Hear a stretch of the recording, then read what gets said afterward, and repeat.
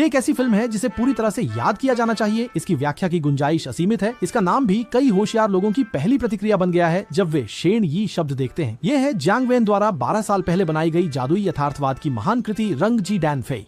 Film के वास्तव में शुरू होने से पहले की छाया में 2 पंक्तियां हैं जिन्हें अधिकांश लोग नजरअंदाज कर देते हैं, यहाँ तक कि उन्हें लगता है कि उन्होंने कभी नहीं देखा। दक्षिणी चीन बेयांग काल के दौरान। दक्षिणी चीन स्थान को संदर्भित करता है। स्थान कहाँ है? चीन के दक्षिण में किसी काउंटी का शहर जहाँ वनस्पति घनी है, हवा नम है, लोग चिपचिपा। बेयंग नियनजेन समय और ऐतिहासिक पृष्ठभूमि को दर्शाता है। बेयंग जंगफू चिंगझाओ के पतन के बाद अंतर्राष्ट्रीय स्तर पर मान्यता प्राप्त पहला चीनी सरकार था और यह चीन के इतिहास में पहला शासन था जिसने शांति के माध्यम से पूर्ववर्ती राजवंश के क्षेत्र को पूरी तरह से विरासत में लिया। 1911 में वू चंग ची का विस्फोट हुआ और युएन शिकाई की बेयंग जून को स्थानांतरित करने में असमर्थ भ्रष्ट चिंगटिंग ने सेना की शक्ति को छोड़ दिया।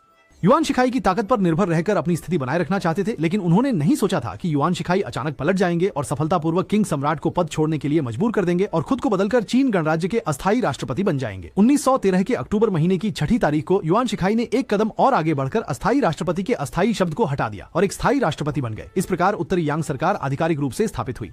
1915 में युएन शिकाई ने फिर से साम्राज्य बहाल करने की कोशिश की, गणराज्य युग को समाप्त कर खुद को फिर से सम्राट बनाने की कोशिश की, लेकिन पूरे देश के लोगों ने इसका एकमत से विरोध किया। 1915 के दिसंबर महीने की 25 तारीख को जनरल चाई ई ने यूनान में विद्रोह किया और राष्ट्र रक्षा युद्ध शुरू किया। एक समय के लिए युएन शिकाई के सम्राट बनने के विरोध की लहर पूरे देश में फैल गई और रंगजी दान फे में जांगवन द्वारा निभाए गए जंग माजी जांग मूची ने खुद को सोंगपो जांगजुन की पिस्तौल टीम का कप्तान बताया था और यह सोंगपो जांगजुन वास्तव में चाई ई थे। यीचो ई ल्योनियन ल्योये ल्योरी 55 वर्ष के मूत्र विषाक्तता से पीड़ित युएन शिकाई ने अकेले तानाशाह और देशद्रोही के नाम के साथ मर गया। युएन शिकाई की मृत्यु के बाद बेयंग आंतरिक रूप से 2 गुटों में विभाजित हो गया। जीवान लियांग शीजुन साथ ही फेंग सेना के सैन्य नेता पूर्वोत्तर में उभर रहे थे और बिना नेतृत्व के विभिन्न सैन्य नेता आपस में क्षेत्रीय नियंत्रण के लिए संघर्ष करने लगे, सत्ता और लाभ के लिए लड़ाई करने लगे और यह तय करना मुश्किल हो गया कि कौन दुश्मन है और कौन मित्र।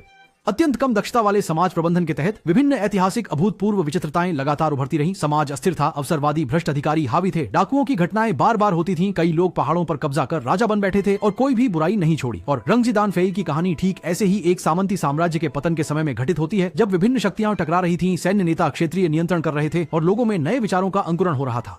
这也就是为什么这部电影当中会出现各种时代的元素符号，各色人马、牛马、游轮犯登场作乱的原因。南部中国 बयांग युग के 8 अक्षर छिपने के बाद चांगटिंग के बाहर प्राचीन मार्ग के किनारे हरे भरे घास के मैदानों के बीच विदाई गीत गूंजता है। एक बाज आकाश में उड़ता है और फिल्म की शुरुआत होती है।